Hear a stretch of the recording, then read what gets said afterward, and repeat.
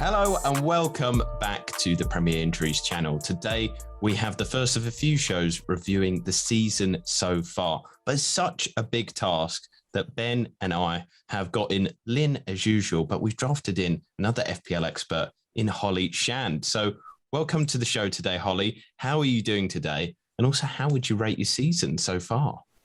I'm good, thanks. Thank you for having me on. It's nice to see Ben's lovely face again. We used to do a podcast together, but it's been a while since I've seen him. So we've had a little catch-up pre-pod. Season's going all right, other than this week, which was an absolutely disaster. But 350k at the moment, and still got all chips to play. So it's been a good start to the season. I just need to think long-term rather than short-term, I think. Yeah, I'm in a similar situation, no chips played, and about the same rank as well. Linn, as always, great to have you on. What would you give a rating to your season so far? It's been a bit of a roller coaster, but it's looking good. I can't complain. And Ben, great to see as usual, my on-screen husband. It's been a long time since I saw you, about 12 hours now. Have you missed me at all? Not in the slightest, Jason, because in between those 12 hours, you've probably texted about 150,000 times. So I'm actually a little bit sick here, if the truth be known. Oh, no. But right, what a panel. What a panel we have tonight, by the way. I know. I'm loving this. And it's not a usual show as well, so people can kind of get involved a little bit because we have a quiz going throughout. But before we get started, do remember to subscribe to the channel. We've got so much great content through the international break and beyond. Plus, like the video, share it with friends, and comment your thoughts. But let's get into the first discussion point, the good season so far. And actually, we have a very special start to the show because we are doing a special quiz. So the premise of today's quiz is it's movies, but with the kind of change in the title for Premier League players. So for both of you, get your brains in gear because we've got the first one and it's related to the first talking point. Bring this one up now. So can you see it on screen, everybody? Yeah. So who's the first one to do it? Holly, Linn, put your hands up or shout out. What is the answer to the film? Interstellar? Yes. Yes. Do you know why I've got that right, though? Is that because it's up on the document It on the actually left? says on the name. Oh, God. All right. That's... we'll just have to go through that. Ben is not happy with me. So let's continue because we're starting off, as we saw there, Interstellar, Liverpool, the best team in the league at the moment. Holly, I'm going to throw it to you. Is Salah coverage enough plus TAA, or should we be considering Jota as well?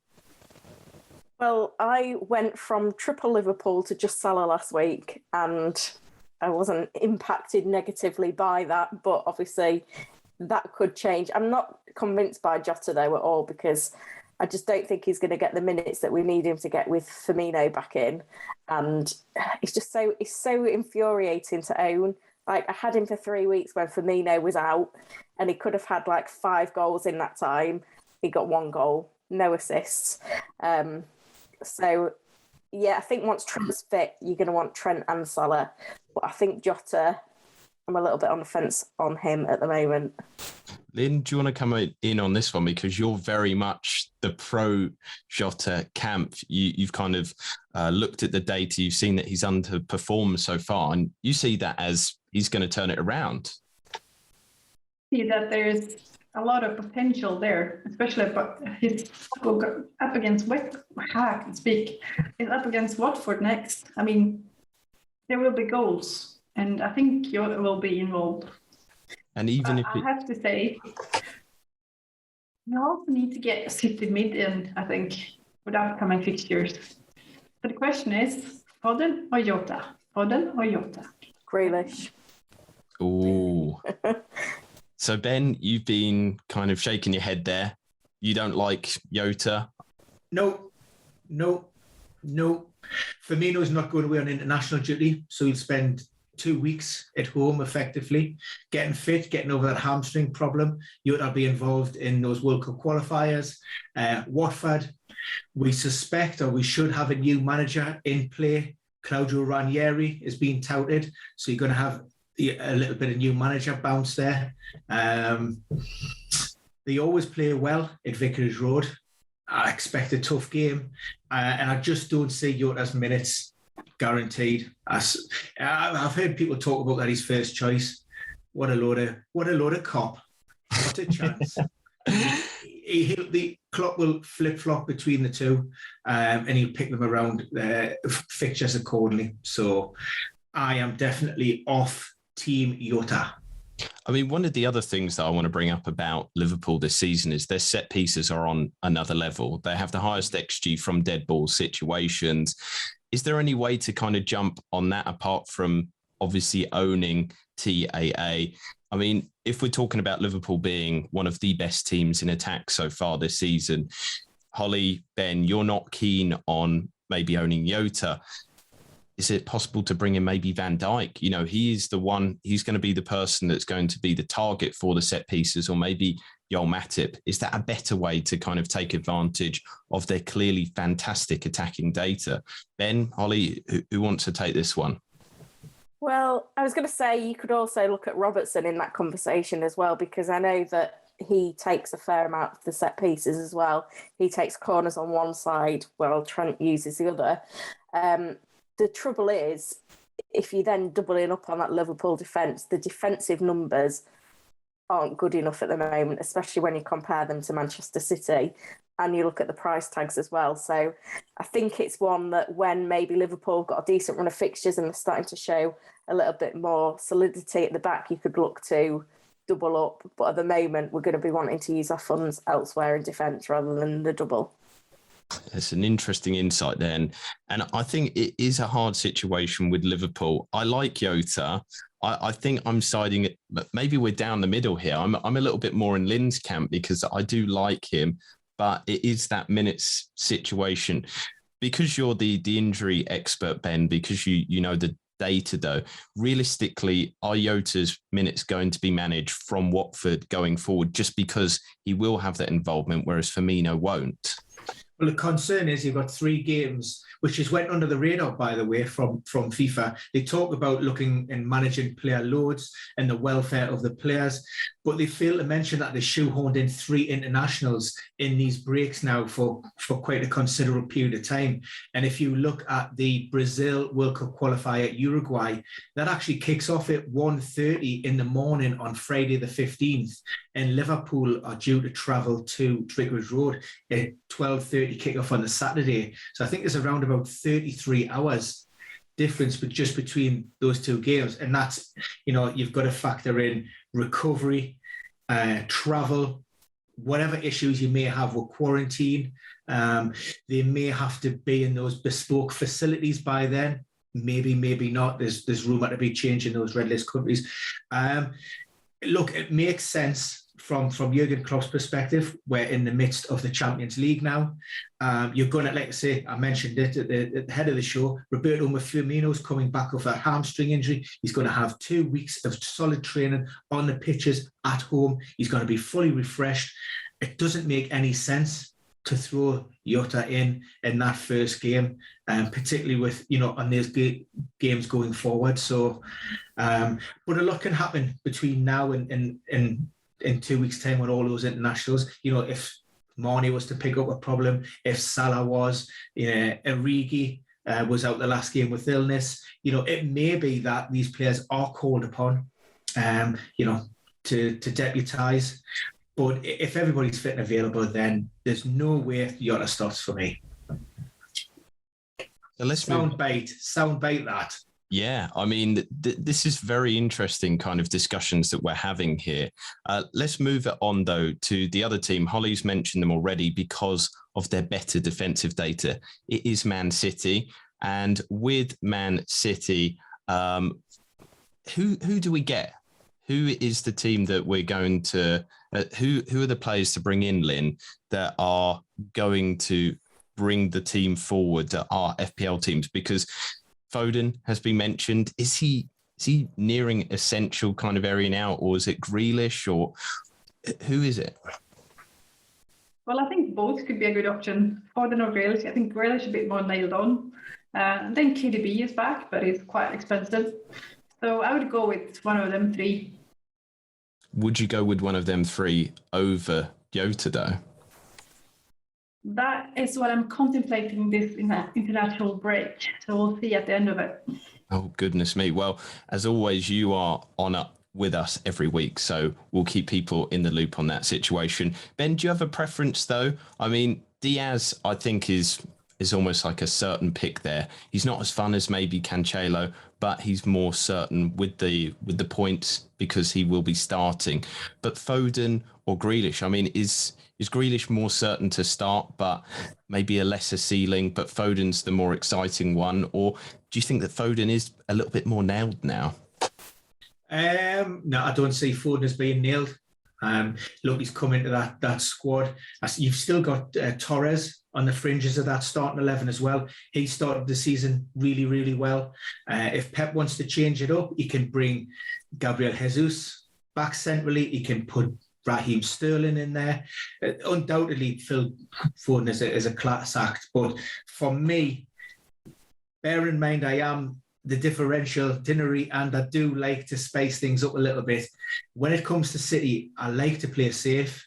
I go Diaz at the back because he's his ceiling mightn't be as high, but he's more or less nailed down every week. And for me in that City team, if I'm spending that kind of money, I know Foden isn't expensive, but I would probably just I'd gravitate towards Grealish every time over Foden. And if I had the option and I had the spare cash, I would still lean towards KDB over Grealish. Holly, you mentioned Grealish in the Jota discussions. I mean, he looked pretty good, I felt, against Liverpool, but he's looked good so far this season as well. Some good underlying data. He's part of the Manchester City team, so he's going to be getting fantastic data anyway. Is it Grealish plus Diaz for you?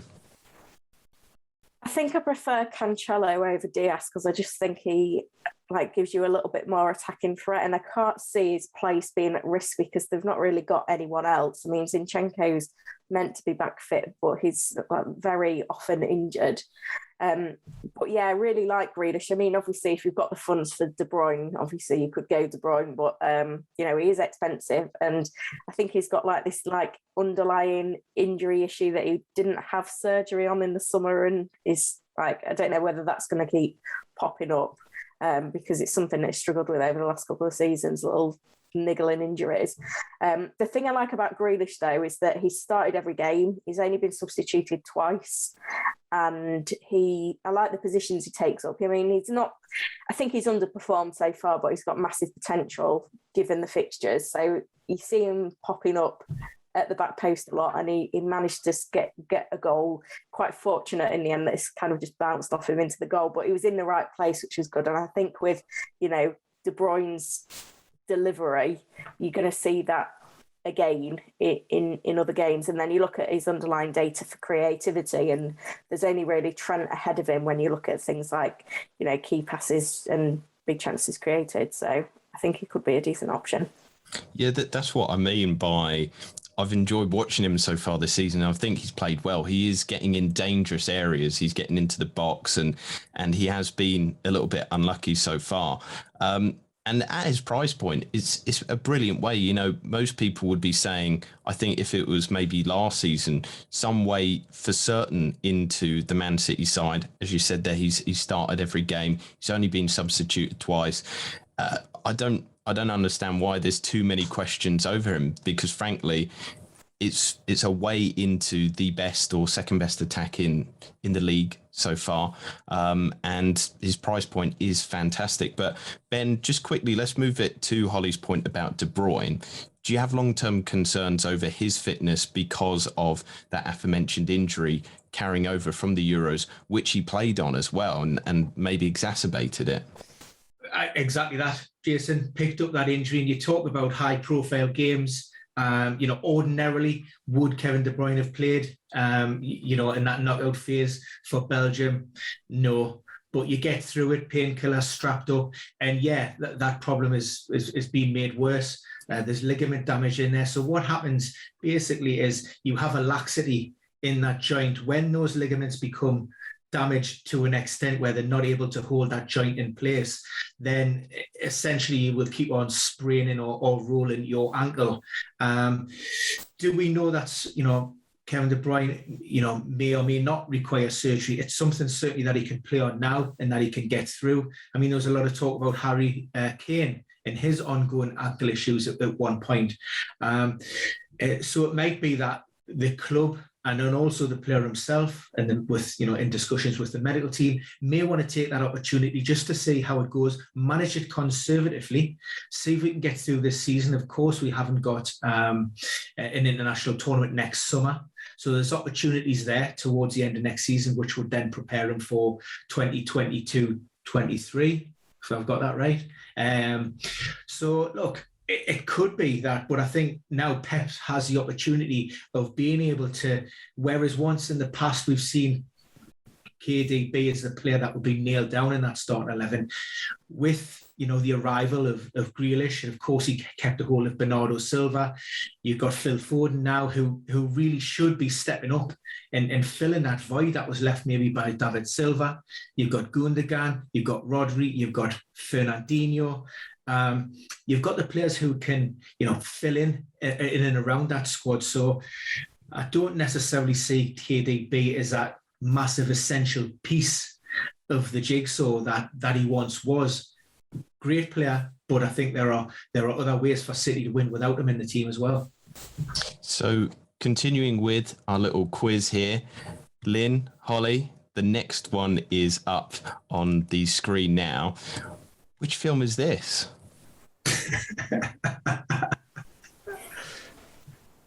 Any guesses? Oh, come on, Hawthorne films. I'm making... I mean, this was probably before Holly was born. There you go, there's the clue. And, Ben, we're making them an offer they can't refuse. I mean, do you even know who the Lucky Likey is? Never mind the film. Yeah, Pep. Well, Pep, isn't it? Yeah. Okay, nice. So that's 50% there. But Pep holding a cat. Yes. Yeah, that well-known Hollywood blockbuster. Secret Life of Pets, obviously. You know what? Lynn would have got this. All he had to do was instead of the cat, put a banana pizza in his hand, and he sure would have got that. It's The Godfather or something, isn't it? Yes! The Godfather. Terrible joke. And then moving on to next discussion point, we're moving back to the capital. What film's this?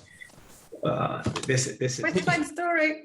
There you go. Okay, get in. Jeez. Get in. That's probably just come out in Sweden, has it? Hate musicals, by the way. But do you like the West Side Story? I've had to watch it. Oh, you've had to watch it, so that doesn't mean that you enjoyed it, though. That's why I remember it. Oh, it's imprinted in your mind then as like a negative thing. Holly, have you seen either of these films, Godfather, West Side Story? I've seen West Side Story. Again, reluctantly. I think it was we watched it in like a music lesson at school. But no Godfather for either of you? No. Oh, well. Ben's not going to be my friend anymore, I can tell. I've tried to watch The Godfather, but I just thought it was like an Italian yogurt commercial. I mean, I suppose watching The Godfather is like watching Tottenham, I guess. But let's move it to the other team in London that we are discussing, West Ham. They're good attack, but not great defence. With the kind of more difficult fixture run that they're facing now, coupled with the Europa League, though. Ben, I'm going to throw it to you to start on this one. Is it just Antonio and that's it? I mean, the front four have done a really good job this season. But, Antonio is the headline grabber. He's the guy that's, put the numbers on the board this season. It's been absolutely fantastic. from an owner's perspective, you're always worried when David Moyes decides he's going to go strong in the Europa League and he starts Antonio. We've seen it against Rapid Vienna first half. Looked like he picked up a little bit of a groin problem, but just his body composition, just his stature, he's big, he's powerful, he's explosive, he fatigues quickly. So we're talking about playing games in quick succession. And look, yeah, he mightn't be picking up injuries, but there's that risk there. And also, you're maybe not getting peak performance Antonio, come that Sunday game, just because of the exertions of being involved in yours Europa League. So it's something to be aware of. But, inherently, if West Ham are going to do well and score, then he isn't far away from the party. But Holly, does that not worry you, maybe the fatigue situation? Because third best for XGI, I think third best yet for XG in total this season. He seems to be absolutely fantastic. He obviously had that little bit of a rest because of a red card. Is he owned till he gets injured? Is that the kind of situation with him? Yeah, and inevitably that injury is going to come up at some point. We know that it's going to happen because we've seen that pattern over the course of the last few seasons. He's barely played over 2,000 minutes in a season. That's not great, is it? But you think about what he could achieve if he put together a full season. It'd be incredible. He's playing like a 10 million striker in FPL. So fingers crossed he can stay fit for a while. But obviously, if we do start to see a drop off in his numbers, then that may trigger a sale as well, especially if it comes in conjunction with tricky fixtures. But the thing is, I don't think you need to worry too much about the fixtures with him because he can bully any defence. He's just a beast, isn't he? Yeah. And talking about the fixtures there, over the next 6 game weeks after the international period, West Ham do have the worst run of fixtures of any team. But then you kind of look at it, and I think this is where almost the FPL fixture difficulty misleads you a little bit, because it's Everton, who haven't been a fantastic defence, Tottenham, who we know haven't performed well, Villa, who are pretty sturdy at the back, but then Liverpool, obviously they're hard to play against, Wolves and Man City. Some of them are decent enough fixtures that you would fancy him in. It's just that kind of looking at the fixture ticker too much and maybe not contextualising it. Going to throw it to you, Lynn. Is he, like we've discussed here, a keep during, even though he's got Europa League and some difficult fixtures? Yeah, definitely. As long as he's fit, he's going to be in my team because he's such a good price and he could hold. And yeah, I think those fixtures are pretty good, actually. I do think he will score in most of them. But as long as he is fit, he will be in my team. You liked Benrahma, though? Is he still going to be in your team? I do. You still do? I do like him. I don't have him, but I think if you can't afford Antonio, if you go for a cheaper striker as your third striker or second striker, then Benrahma could perhaps not cover his points, but at least get some of the cake. What about Jeroboam, though? I mean, Ben, he's kind of almost massively underperformed his data. 3.23 XGI, 1.9 XG. He's only got 1 goal from it. Is he somebody maybe bubbling under the surface that could be a differential compared to Benrahma? How many times have we had this conversation where we talk about underlying data and players not matching it? You can see this potential. I just see it as, well, why aren't you hitting it? You're not good enough. You're crap. So why jump on somebody and try to get ahead of the curve is a bit of a risky punt. It's a punt that I may take, but is it the general rule and consensus? And also, I just want to touch upon a point of, shall we go for Antonio at that price point in those fixtures? Yeah, we should. Well, by doing that, are we not just limiting what we're looking out for? I mean, look at Watford, new manager, bit of a fixture swing, some decent games coming up. Let's take the Josh King injury out of it. But I think he was looking good at a lower price point, and that just opens up possibilities elsewhere in your team. I would never have anybody in my team that says, right, almost like a set and forget. Just, to me, you're just limiting your options. What about somebody like Salah, though? I mean, he's a set and forget. If his ownership gets too high, he's out my team. There you go. I mean, this is what we have to deal with. This is what you don't get on the FPL show, Holly. You get the truth. Yeah. I guess throw it back to Holly and Lynn then for final discussions with Antonio. Is there an element to Ben there that is true, that focusing too much on Antonio does limit your choices, and maybe it's too much groupthink? I think Ben's management style is just, he's on a different wavelength to the rest of us, but then you have a look at Ben's season history and his overall ranks, and then you realise that, Ben is very good at injury news, less good at FPL. Yeah, look, I tell you what, let's just settle it here, right? Here and now, this is it. And it does it, there's no discussion. The best manager of game week 7. Points, please. 48. It's a very small sample size. No. Look, I'm putting it out 48 points. 38-week season. 62. 52? 52. Oh. First the worst, second the best. Holly? I have got a hairy chest. I've got 45.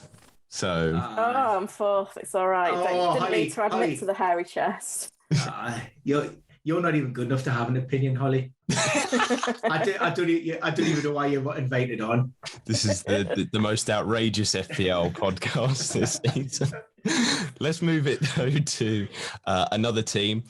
Hopefully, Ben, you're on board with this one, because I think we have talked about them at length, and we've enjoyed them. Crystal Palace, impressive style. Gallagher, for his price point, absolutely exceptional data. I think Will Zaha has been unlocked as well. Less kind of defensive responsibilities. He's almost allowed to play, his own style. And defensively as well, the team haven't been too bad. 2 big mistakes against Leicester, though, 1 against Brighton, but they still have the 5th best XG conceded. Lynn, I'm going to start with you on this one. Palace, great assets, but beyond Gallagher, anybody else? Leeds is back and looking good, I have to say. And Edouard is getting starts. I think there are plenty of options, actually, and all at a good price. So I don't actually know who I would pick today. Probably Gallagher, because he does look the best one. But yeah, there are plenty of exciting options for someone like Ben in there, I would say. Ben, are they on the watch? They are. I think what we need to be careful of, and I'm guilty of this certainly, is jumping into teams when we try, 1 or 2 good performances. The win against Tottenham was the eye-opener. We all, prior to that, maybe it's a couple of game weeks earlier, we talked about a team in transition, about Patrick Vieira wanting to implement these new footballing philosophies. And what we're seeing is, look, we're getting these good performances, but there's a little bit of inconsistencies in play, the odd mistake cropping in, and that's to be expected because players are playing a different type of football. They're a lot more pressing, a lot more high energy, a lot more on the front foot. The focal point now is Zaha. I mean, it always should have been. He was always the main man for Crystal Palace. But, this year, I think Patrick Vieira has really given him the confidence to say, look, we want you here. We're going to basically put you on everything. Go out there and do your stuff. Gallagher's been a revelation. I like Anderson as well at the back. I think he was a good buy. I quite liked him at Fulham last season. And Edward as well. And I'm still not ruling out Benteke getting 10 goals this season, by the way, as well. Ben 10. I mean, that was your soundbite thing at the start of the season. Hopefully he does deliver for you. And with Crystal Palace playing so well. Holly, though, final points on Crystal Palace. Is it just Gallagher, or would you take a punt on Zaha, seeing that he is, their talisman? He is brilliant. Even Edouard, as Lynn has mentioned. Yeah, I'm always a sucker for a penalty taker, and the fact that Zaha is now on penalties is big for me, especially because he wins so many penalties anyway, because he's, obviously fouled so much. So I think he's a good option. I think he could probably justify the 1.2 million more than Gallagher if we see a little bit more from him, which I'm sure we will do as the season progresses. I'm not that keen on Edouard or Benteke though, because I feel like they're going to be sharing minutes throughout the season. I think it's got to be Gallagher or Zaha if you're investing in the attack for me. I like either as a punt, like Gallagher, Zaha. Well, I don't think Gallagher is a punt. At his price, he's got fantastic data. Zaha, though, I don't know. I've always got a soft spot for Crystal Palace because I've been to them quite often historically. Maybe that's kind of shaping my opinion a little bit as well because, going down to CPFC, it's great crowd and everything. But they look a lot better this season as well. One team, though, that has blown people away, I think, in terms of expectations, is Brentford. They've got great fixtures coming up as well, but they seem to play great against anybody. They turned up against Liverpool. They've really shown their quality against the big boys, and they haven't shirked away from any responsibilities. They haven't kind of regressed and played, a defensive style. Lynn, who have we got to bring in? Is it Tony and a defensive player? Anything else?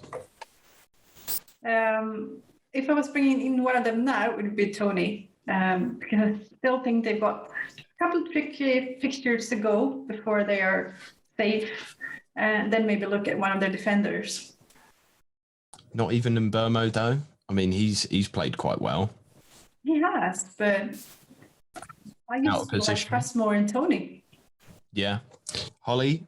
I mean, Mbeumo out of position, playing as a striker. Tony, obviously the talisman of the team. But I think they've shown as well that they're quite good at the back. So one of their defensive options, they've got Chelsea up next, which is fair enough. If you're wildcarding over the international break, maybe you just stick with Tony and then maybe bring in a defensive asset a little bit later. But after that, it's Leicester, Burnley, Norwich, Newcastle, and Everton. They're all scoreable fixtures. Some of them are cleanable fixtures. It's a nice little run for a team that have really, really proved themselves, isn't it? Yeah, it's a fixture run that's on my radar, and obviously there's great options all over the pitch. And, the fact they've played with wing backs as well unlocks, some of their defenders. And, I really like Mbeumo because he's playing out of position. I can see him and Tony linking up quite well, but I feel like it's difficult because I can see Tony getting goals and assists, but then you look at Mbeumo, who's cheaper and he's classified as a midfielder, so he's getting an extra point for every goal. He's also getting a clean sheet point when they're keeping a clean sheet as well. He could be the one to go for. And which of their defensive options do you think is best? Because there is a few in there. Yeah, quite like...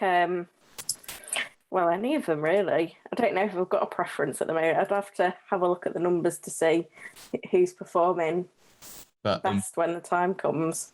It's like I've got Luke Ayling in my team at the moment, and he's injured. I could move to a Brentford defender soon. I mean, I've got Ayling as well. Ben was not very happy with me for having a Leeds treble up. He said I got what I deserved. But with the Brentford situation, Ben, does their defensive assets kind of attract you? I mean, would you take a punt on Mbeumo because he is such a differential? I don't think many people have him on their horizon. Whereas with Tony, he's obviously the much more focal point of the team and the praise that they get as well.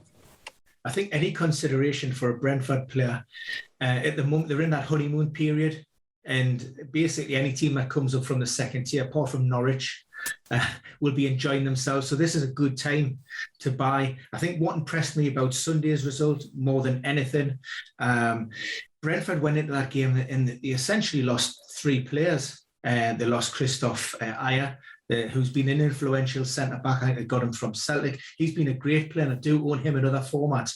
And I think he's a great defender. They lost Janelt, I think it was, in the warm-up. And then they also lost Shandon Baptiste to a dislocated shoulder.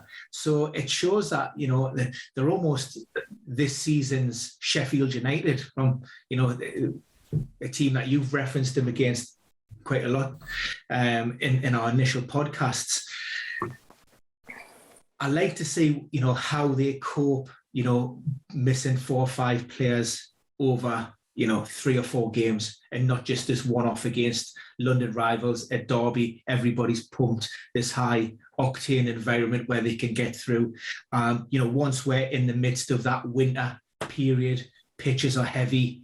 The novelty of being in the top flight is starting to wear a little bit thin. They maybe get a good tonking. We've seen them against Liverpool. It's probably their first biggest test, really, of the season of a really class attacking outfit. They conceded 3, and the defence was all at sea on occasions. Going forward, they look great, and they could have actually, won them game themselves. And in the past, that test really were flying colours, but they did look a little bit suspect. But then again, Liverpool can do that against, not just teams in the Premier League, but anybody in the world. Yeah, I mean, they scored 2 against City this weekend, so it's not something to be sniffed at, the way that they played. I just think they do offer a lot of interesting assets, and in terms of expected points as well, Brentford's assets are right up there as some of the best to kind of consider. We're going to move quickly through the last few good teams because we need to cover the bad teams as well. But I think Everton have looked fairly good. Nice run coming forward. Plus, Ben, you can update us quickly. There should be players coming back from injury to bolster that squad that has still performed quite well. Yeah, Richarlison, Seamus Coleman, Dominic Calvert-Lewin were all pictured training away from the main group down at Finch Farm on an individual basis. That gave some a little bit of hope that they could have made the game in Game Week 7. My understanding that was never the case, and they weren't really that close. It serves quite well as well in that regard, that players won't have to, there's no obligation for them to go away with their respective national teams, so they can get the minutes on their home training pitch with Rafa, and they can really sort of set about and focus their tactics from Game Week 8 onwards. All 3 players should be there or thereabouts. The only issue I would think at this point could be the Seamus Coleman hamstring that has been niggling, and we know high recurrence, high re-injury rates, so he may have to be managed with that. But with regards to Richarlison and Dominic Calvert-Lewin, fairly confident, but obviously, as long as he don't suffer any kind of setback along the way. Lynn, the rivals to your boys in red, but Everton are looking fairly good. I'm a bit dubious because they do have good defensive data, but I wouldn't recommend investing in them. But there seems to be good offensive options. Townsend has performed brilliantly. Gray has looked good. And then if DCL comes back into the fold, there is some serious consideration that has to be made with them. But are they on your horizon? Like I said, they're with a fairly nice run of fixtures as well. Yeah, I've got Decore in my team, and I'm quite happy with that. Because I think going forward, DCL back and Richarlison back, I think Townsend might be a bit of a risky pick. So I think Decore and Gray are safer. But at the moment, I think Townsend is looking like the hot one. So it's a bit of like, are you thinking long term or are you thinking short term? Well, over the next 6 games, I think they're an interesting prospect because they've got West Ham, who haven't been great defensively, then Watford, Wolves, Tottenham. Obviously, the Man City game week 13, is very difficult. And then they play Brentford as well. I mean, good 6-game run there that you could play any of their assets in and be comfortable, apart from the Man City one. DCL, if he's back, he could be an interesting prospect, but there's obviously he's returning to play, but maybe not returning to full match sharpness. So it might be good to stick with a Gray or a Townsend who do have that. I mean, Holly, does that interest you at all? Yeah, but I think we do need to be mindful of the players that are coming in and the impact that will have on the squad. I mean, I'm a bit on the fence on Decore, even though he's been doing the business the last couple of weeks, because I feel like he could just drop deeper at any moment. And I feel like Gray and Townsend will keep their places. Townsend's interesting while he's on penalties, but obviously that's not going to last much longer. I think long-term, Gray is the one that you want. But as a Gray owner, it's been quite frustrating the last couple of games because, he's been playing really well, but it's been unfortunate not to come away with a goal himself and just the one assist. I mean, does DCL offer something though? 8 mil forward. Would you have him over somebody like the likes of Bamford? Potentially, but I feel like we need to see him in form before we buy him, especially with the injury, because when he got injured last season, he really struggled to find his form again afterwards. So the last two that I'm bringing up here, they're both blue as well. I don't know if there was any sort of reasoning in my mind bringing them both up, the teams in blue. Brighton being a great defence, and I think we don't really need to go too much into them because the situation with them is a lot of people have Sanchez in goal. We're not going to kind of pile in too much with all their defenders, and Duffy has been great in terms, your guy Duffy there, Lynn, as a great cheap asset. So Chelsea are the ones that I want to talk about. What is interesting to me, though, is they're better in attack than they were last season. But actually, defensively, some of their data has regressed from the last 9 games of last season. What is the situation going on there? Because they have kind of struggled a little bit when Mount isn't playing in the midfield. They've lacked a little bit of that chance creation, but undoubtedly they do look improved with Lukaku up top. But the other thing as well is they have overperformed a little bit with their data so far this season. They are an elite side, so they can probably keep up some overperformance. But in terms of the quality, Liverpool and Man City are leagues ahead of them, especially in terms of XG difference per game. So is it kind of wise to kind of load up on them when Liverpool and Man City are the two better teams and they have similarly priced assets? Holly, do you want to start us off with Chelsea? Yeah, I mean, the defence hasn't looked that great. I mean, they've massively outperformed their XGA in terms of the clean sheets that they've kept at the moment. But with those fixtures, I feel like the clean sheets are going to come. It's just dealing with the rotation. So when you're tripling up, the big question for me is whether you go Lukaku, Mount and Rudiger, or whether you go Lukaku, Azpilicueta and Rudiger. But I think you do need to go triple Chelsea, especially game week 9 through to game week 11 when they've got that really, really nice run. I think Brentford may be a bit more of a challenge this week. Lynn, you have kind of talked about maybe not being too warm on Azpilicueta. You weren't too happy with him. His performance this weekend, though, has that changed your mind at all? Yeah, I need to get him, don't I? Yeah. I wasn't expecting that. 2 assists. That was not nice. Thank you, Azpilicueta. That was not nice. I did not like that at all. Alonso, of course. For a -4. That was great. Oh my gosh. And then Cancelo came on for 0 points for him. That was a great week. Great week. Other than that, I quite like the Chelsea defense. I think they've got, like you said, the clean sheets are coming. But who to get? I think it will all be on Rudiger and one more attacking defender. Who that will be, I'm not sure. Like, it will look really good. Has to be Aspie. It depends on your bench. If you can actually survive having a player not playing 1 week, then it could be worth a punt to go for Chilwell or Alonso or someone more attacking. Christensen. Attacking, Ben, attacking.